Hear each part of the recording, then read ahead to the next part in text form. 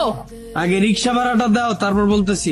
তোমার কাছে রিক্সা ভাড়াটা নাই? আরে বাবা, মানি ব্যাগ ব্যবহার করো তুমি, রিক্সা ভাড়া আমি কই পামু? দাও।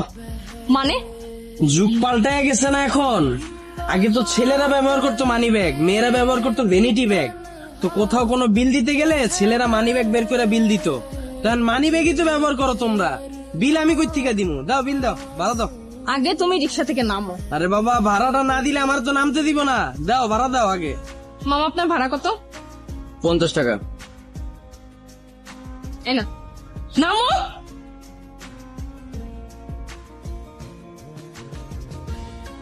এখন বলো এগুলো কেন পরে আসছো তুমি? আরে বাবা, বিশাল কাহিনী, চলো চা খাইতে খাইতে শোনামু।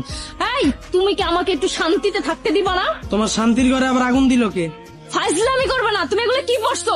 তুমি কি ইদানিং চোখে কম দেখো? চোখের জ্যোতি কমে গেছে। 3 পিস পরছি, দেখো না?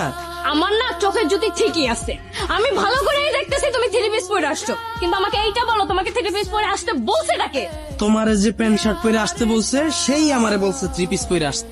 আমার রাগ উঠাবা না। ও, একদিন আমি 3 পিস পরে আসছি, এইতেই তোমার রাগ উঠে গেছে গা। আর সব সময় যে তুমি প্যান্ট শার্ট পরো, তাতে আমার খুব ভালো লাগে, তাই না? তুমি যেগুলো পরছো সেগুলো শুধু মেয়েরাই পরে। কেন? 3 পিসের কোথাও কি লেখা আছে নাকি যে এটা শুধু মেয়েদের জন্য, ছেলেরা পড়তে পারবে না? এই যে রাস্তা দিয়ে আসছো, কয়টা ছেলেকে দেখছো এরকম 3 পিস পরতে? কিন্তু মেয়েরা শার্ট প্যান্টও পরে, মেয়েরা 3 পিসও পরে। আহা, তোমরা তো প্রথমে 3 পিসই পড়তা। তোমাদের মধ্যেই তো কেউ না কেউ শুরু করছে প্যান্ট শার্ট পরা, এরপরেই তো তোমরা সবাই পড়া শুরু করছো।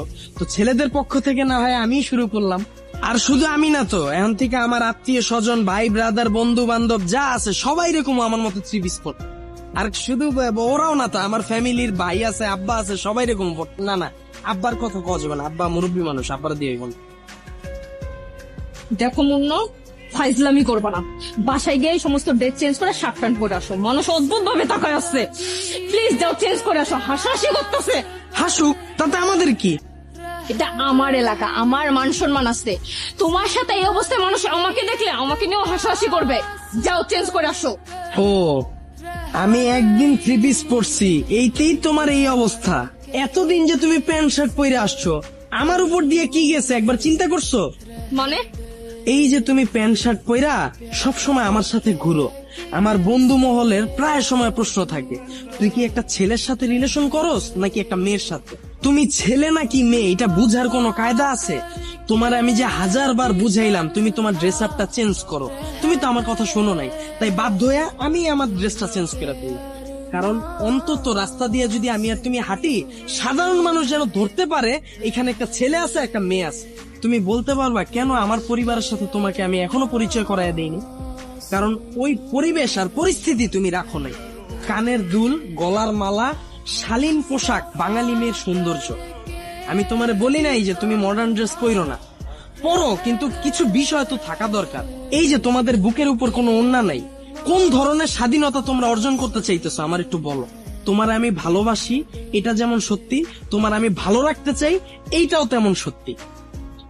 তোমার ভালোবাসা এখন আমি বিপদে পড়ে গেছি, না পারতাছি তোমার ছাড়তে, না পারতাছি তোমার ঠিক করতে। তাই চিন্তা করছি তোমার তো আমার ঠিক করা সম্ভব না, তাহলে তুমি ছেলের বেশ ধরো, আমি মেয়ের বেশ ধরি। তুমি প্যান্ট শার্ট পরো, আমি 3 পিস পরি।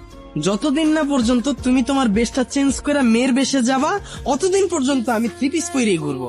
এখন চলো চা খাবো।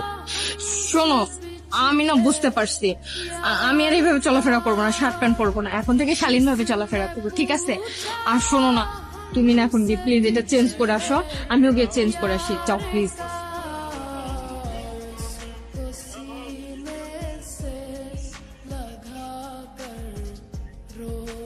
আমি রেডি হয়ে গেলাম, তুমি বাসায় যা ড্রেসটা চেঞ্জ করে তাড়াতাড়ি আসো, যাও।